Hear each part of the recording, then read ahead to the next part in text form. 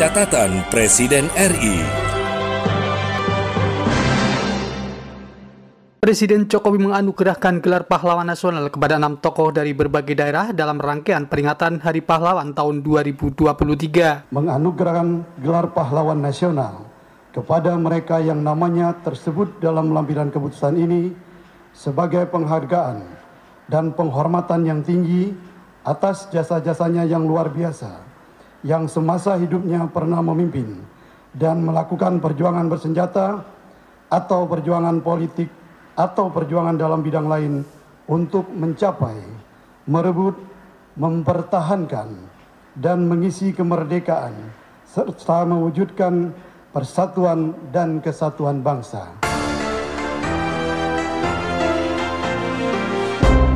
Pekan ini di Jakarta, Presiden Jokowi membuka rapat koordinasi nasional penyelenggara pemilu tahun 2023. Sehingga sekali lagi tantangannya juga besar. Baik mengenai bagaimana agar tata kelola pemilu ini akuntabel, berintegritas, juga mekanisme distribusi, mekanisme pengamanan bukan barang yang mudah.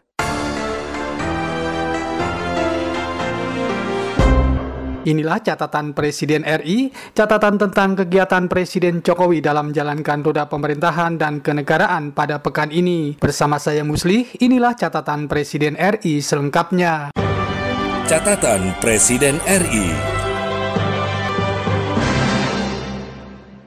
Senin 6 November 2023, Presiden Joko Widodo menyebutkan Indonesia telah resmi menjadi anggota penuh Financial Action Task Force ke-40. Presiden mengatakan keanggotaan ini penting untuk meningkatkan persepsi positif terhadap sistem keuangan Indonesia yang akhirnya akan berdampak pada meningkatnya confidence, meningkatnya trust Indonesia di sisi bisnis dan iklim investasi. Indonesia diterima secara aklamasi sebagai anggota tetap ke-40 Financial Action Task Force FATF.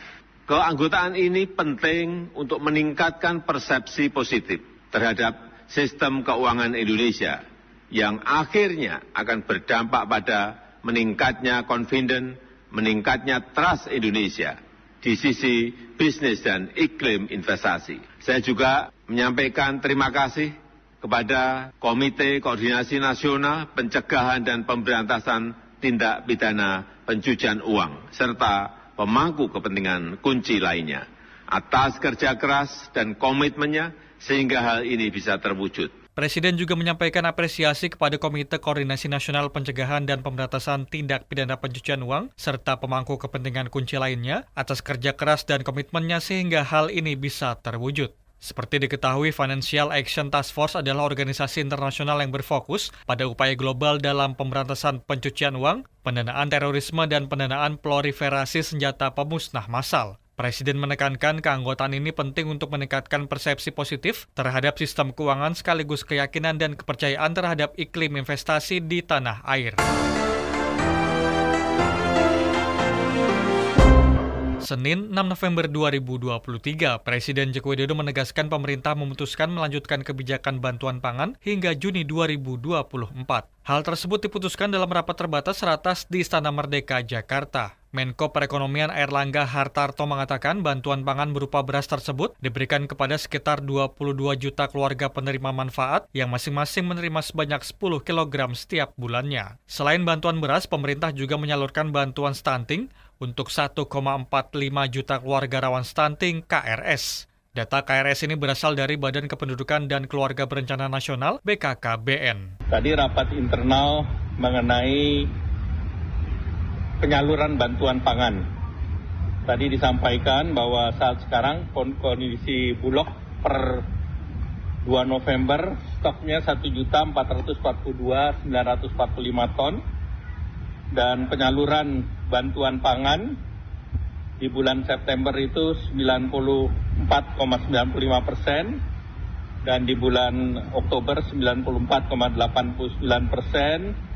November di 18,45 dan kita masih ada di bulan Desember. Jadi bulan September yang tersalur sekitar 201 ribuan.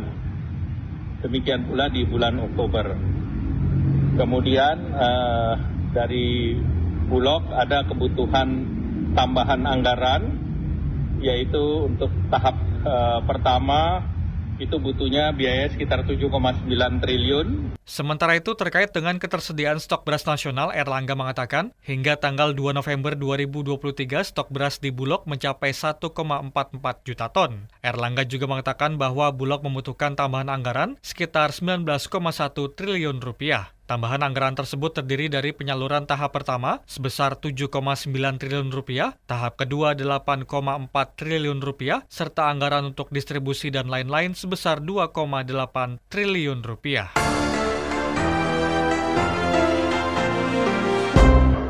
Selasa 7 November 2023, Presiden Joko Widodo membuka rapat kerja nasional Rakernas Lembaga Dakwah Islam Indonesia LDII yang digelar di Jakarta. Dalam sambutannya, Presiden menyampaikan bahwa pembangunan sumber daya manusia menjadi kunci dalam mencapai Indonesia Emas 2045.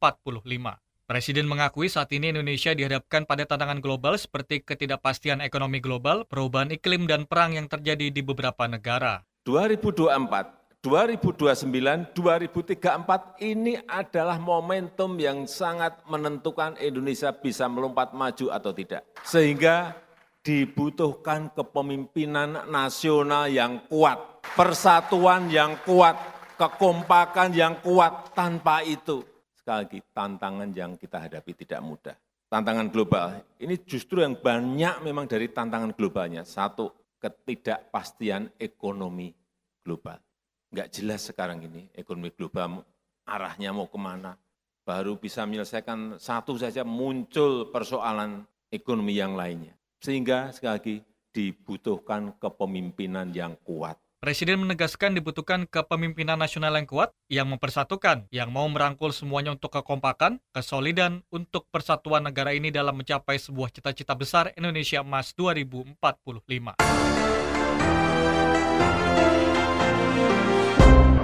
Selasa 7 November 2023, Presiden Joko Widodo menerima pengurus Persatuan Wartawan Indonesia PWI Pusat di Istana Merdeka, Jakarta. Dalam pertemuan itu, PWI melaporkan kepada Presiden atas terpilihnya Ketua Umum PWI Pusat serta upaya PWI dalam peningkatan kompetensi wartawan. Ketua Umum PWI Pusat Henry C. Bangun menyampaikan terkait dukungan dari Kemendikbudristek dan Kementerian BUMN dalam penyelenggaraan Sekolah Jurnalisme Indonesia dan uji kompetensi wartawan. Henry menyebutkan mendengar hal tersebut, Presiden langsung menindaklanjutinya.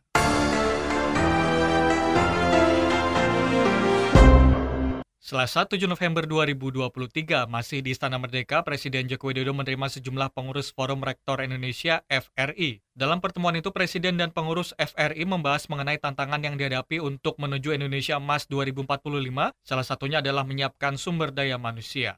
Ketua Forum Rektor Indonesia Muhammad Nasih mengatakan, Presiden Joko Widodo memberikan tugas kepada FRI agar dapat berkontribusi dalam memformulasikan hal-hal yang diperlukan untuk mencapai visi Indonesia Emas 2045 secara lebih teknis guna menjadi pijakan bagi para pemimpin Indonesia selanjutnya. Selain itu, Presiden Joko Widodo juga meminta FRI agar bisa memberikan masukan bagi para calon pemimpin negara selanjutnya mengenai apa yang harus dilakukan dalam menjalankan kepemimpinan untuk memajukan Indonesia. Rabu 8 November 2023, Presiden Joko Widodo membuka rapat koordinasi nasional Rakornas penyelenggara pemilu tahun 2023 di Hotel Grand Sahid, Jakarta. Dalam sambutannya, Presiden menyampaikan apresiasi kepada seluruh penyelenggara pemilihan umum pemilu atas kerja kerasnya dalam melaksanakan setiap tahapan penyelenggaraan pemilu serentak tahun 2024. Presiden mengatakan pemilu serentak 2024 merupakan pesta demokrasi terbesar yang pernah diselenggarakan di tanah air, melibatkan sekitar 840.000 tempat pemungutan suara TPS. Presiden menekankan tantangan yang dihadapi dalam penyelenggaraan pemilu kali ini juga besar, mulai dari akuntabilitas, integritas, hingga mekanisme distribusi dan pengamanan. Betapa betul-betul ini sebuah pesta demokrasi besar. TPS-nya saja 840.000. Sehingga sekali lagi tantangan-tantangannya juga besar. Baik mengenai bagaimana agar tata kelola pemilu ini akuntabel, berintegritas, juga mekanisme distribusi, mekanisme pengamanan bukan barang yang mudah. Dan juga bagaimana mewujudkan kontestasi yang berkualitas, kontestasi yang damai, kontestasi yang sejuk, kontestasi yang tanpa hoaks, kontestasi yang tanpa ujaran-ujaran kebencian. Sehingga kontestasi ini bisa menghasilkan solusi bagi masalah-masalah yang dihadapi bangsa kita. Serta tentu saja proses dan hasil yang legitimate dan terpercaya. Sehingga tadi bisik-bisik di ruang tunggu saya sampaikan ke Pak Ketua DKPP, karena kan tugasnya memang mengawasi dan mengontrol KPU dan Bawaslu. Kalau di daerah dibantu oleh tim pemeriksa daerah. Ya memang harus berani mengontrol, tegas mengawasi. Presiden juga mengingatkan kepada semua penyelenggara pemilu untuk mempersiapkan segala sesuatunya dengan detail serta melakukan pengawasan dan pengecekan langsung ke lapangan.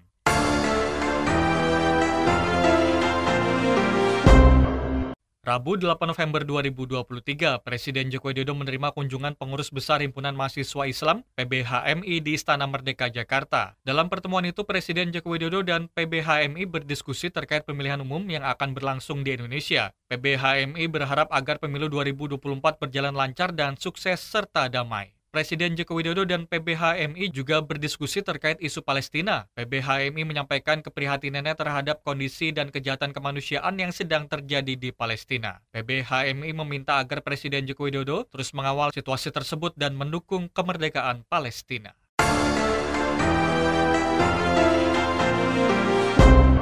Rabu 8 November 2023, Presiden Joko Widodo berharap keberadaan Badan Kesejahteraan Masjid dapat mendorong masjid menjadi pusat pembinaan umat dan kemajuan bangsa. Hal itu dikatakan Presiden Joko Widodo saat membuka rapat kerja nasional Rakernas BKM di Istana Negara.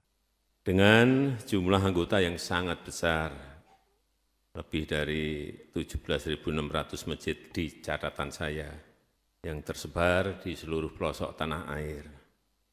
Dan potensi manfaat BKM ini sangat besar bagi umat, bagi bangsa.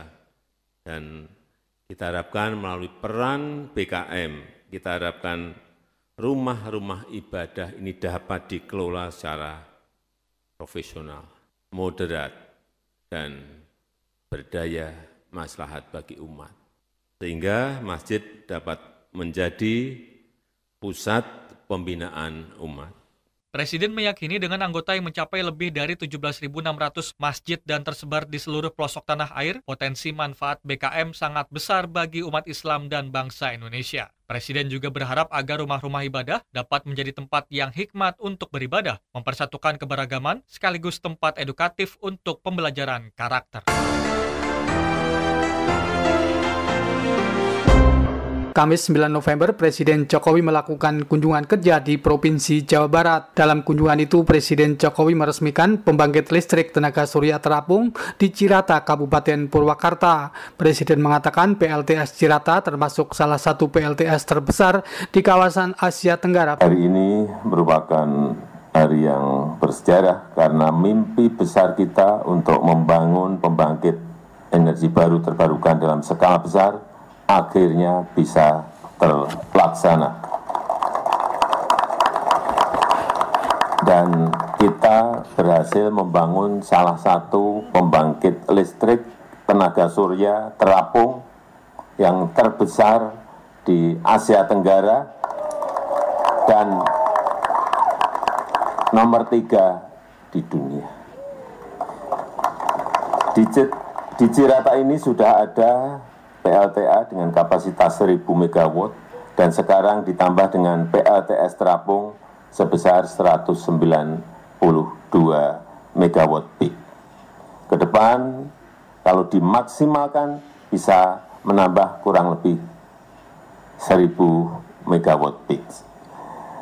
Jadi nanti tenaga airnya bisa untuk energi hijau juga. Dan saya gembira dan bangga melihat PLTS terapung di Cirata ini telah selesai. Selain itu, Presiden Jokowi menjelaskan pembangunan PLTS terapung Cirata merupakan hasil kerjasama antar kementerian bersama PLN serta perusahaan dari Persatuan Emirat Arab. Mendampingi Presiden Jokowi dalam kesempatan itu, Menteri ESDM, Menteri BUMN, Dirut PLN, serta PJ Gubernur Provinsi Jawa Barat B. Mahmudin. Kamis 9 November masih dalam kunjungan kerja di Provinsi Jawa Barat, Presiden Jokowi meninjau Pasar Citeko, Kabupaten Purwakarta. Pada kesempatan itu, Presiden Jokowi mengecek langsung harga bahan pangan. Menurut Presiden Jokowi, sejumlah harga komoditas pangan seperti cabai mengalami kenaikan yang tinggi di pasaran. Selalu musiman, cabai itu musiman. Kalau pas musimnya seperti ini, cabai pasti tadi sudah mencapai memang 100.000. Tapi yang lain-lain saya lihat bawang merah, bawang putih, telur, semuanya kondisi stabil. Pasti adalah begitu banyaknya komoditas, kemudian ada 1-2 yang naik. Tapi yang paling penting kita akan berusaha keras yaitu di beras, karena itu makanan pokok. Jadi memang sampai saat ini belum bisa turun secara drastis, tetapi paling tidak sudah tidak naik.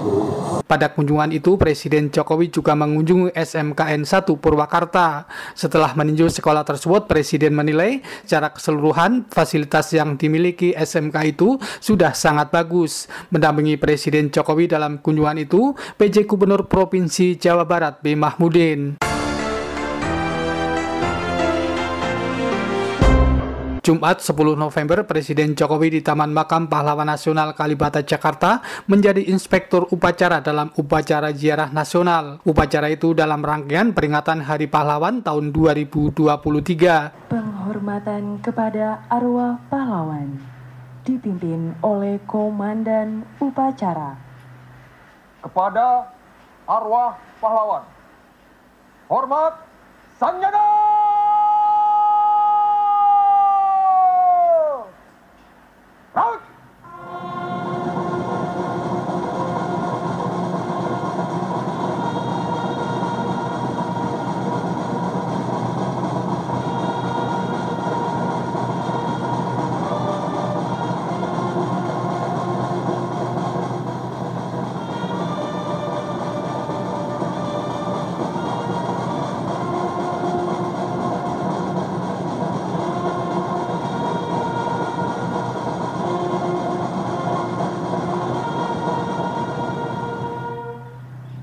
Tegak sanjana!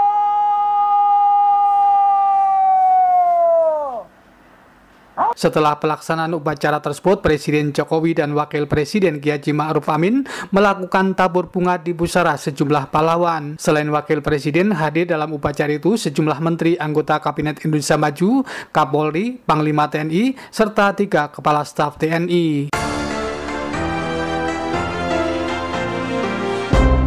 Jumat 10 November, Presiden Jokowi menghadiri upacara penganugerahan gelar pahlawan nasional di Istana Negara Jakarta. Ada 6 tokoh dari berbagai daerah yang mendapat gelar pahlawan nasional dalam rangkaian peringatan Hari Pahlawan tahun 2023. Penganugerahan gelar pahlawan nasional tersebut berdasarkan pada keputusan Presiden RI nomor 115/TK tahun 2023 tanggal 6 November 2023. Lampiran Keputusan Presiden Republik Indonesia nomor 115 TK tahun 2023. Nomor urut 1, Almarhum Ida Dewa Agung Jambe, tokoh dari Provinsi Bali. 2, Almarhum Bataha Santiago, tokoh dari Provinsi Sulawesi Utara. 3, Almarhum Muhammad Tabrani, tokoh dari Provinsi Jawa Timur. 4, Almarhumah Ratu Kalinyamat, tokoh dari Provinsi Jawa Tengah. 5, Almarhum Kiai Haji Abdul Halim, tokoh dari Provinsi Jawa Barat. 6, Almarhum Kiai Haji Ahmad Hanafiah, tokoh dari Provinsi Lampung, masing-masing dianugerahi gelar pahlawan nasional. Presiden Republik Indonesia Joko Widodo. penganugerahan gelar pahlawan nasional oleh Presiden Republik Indonesia. Selain itu, Presiden Jokowi juga menganugerahkan tanda kehormatan Bintang Jasa Pratama kepada Presiden FIFA Giovanni Infantino. Penganugerahan tersebut didasarkan pada keputusan Presiden RI nomor 70/TK/ tahun 2023. Menganugerahkan tanda kehormatan Bintang Jasa Pratama kepada Giovanni Vincenzo Infantino, Presiden FIFA, sebagai penghargaan atas jasa-jasanya yang besar di suatu bidang atau peristiwa tertentu yang bermanfaat bagi keselamatan, kesejahteraan, dan kebesaran bangsa dan negara, pengabdian dan pengorbanannya di bidang olahraga yang bermanfaat bagi bangsa dan negara, dan atau dharma bakti dan jasanya diakui secara luas di tingkat nasional, serta warga negara asing yang berjasa besar pada bangsa dan negara Indonesia. Kedua, dan seterusnya. Ditetapkan di Jakarta pada tanggal 7 Agustus 2023. Presiden Republik Indonesia Joko Widodo. Pada kesempatan itu hadir Wakil Presiden Ki Haji Ma'ruf Amin, sejumlah menteri anggota Kabinet Indonesia Maju, serta ketua dan wakil ketua lembaga. Jumat 10 November di Jakarta, Presiden Jokowi meresmikan kantor perwakilan FIFA di Indonesia. Presiden Jokowi pada kesempatan itu antara lain mengungkapkan keputusan FIFA dalam membangun kantor di Indonesia sebagai cabang di Asia merupakan bukti persepakbolaan Indonesia memiliki potensi yang besar. Lebih lanjut, Presiden Jokowi mengatakan pemerintah Indonesia berkomitmen untuk mendukung dan memfasilitasi FIFA dalam meningkatkan kualitas sepak bola di Indonesia. Kami berkomitmen mendukung dan memfasilitasi FIFA untuk meningkatkan integritas dan kualitas sepak bola Indonesia dan siap bekerjasama mengembangkan infrastruktur olahraga yang memadai, melatih, mendidik, dan mengembangkan bakat-bakat muda sepak bola Indonesia serta memfasilitasi pertukaran pengetahuan dan pengalaman antara Indonesia dengan komunitas sepak bola dunia.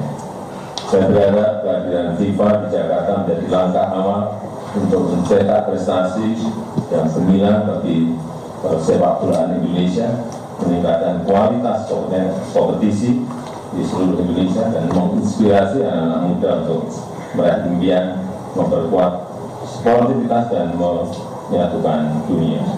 Sebelumnya, Presiden Jokowi di Istana Negara Jakarta menerima Presiden dan delegasi FIFA. Presiden Jokowi pada kesempatan itu didampingi Ketua Umum PSSI Erick Thohir.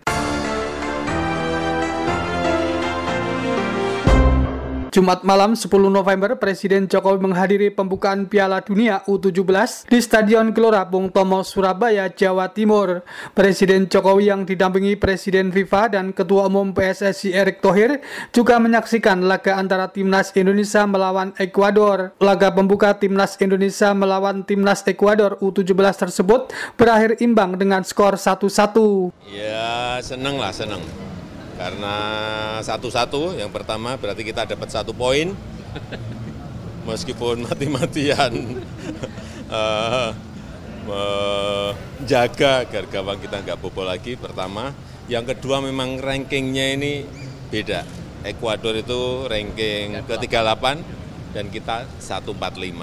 Jadi ini mohon juga dilihat. Jadi kami tadi mati-matian tim U17 kita sangat bagus.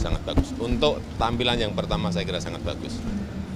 Tadi memang saya lihat waktu 10 menit pertama agak nervous gitu, sangat nervous. Tapi setelah itu, memang, ya nanti dengan Panama lah, moga-moga dapat 3 poin. Ya, terima kasih.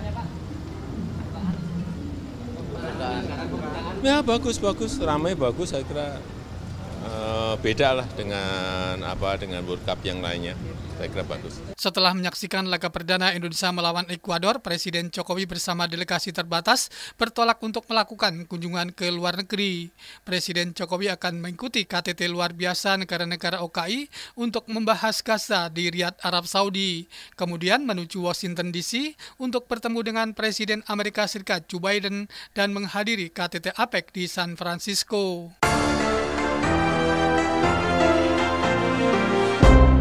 Demikian catatan Presiden RI pada pekan ini. Hutomo Budi, saya Musli dan tim liputan melaporkan. Catatan Presiden RI.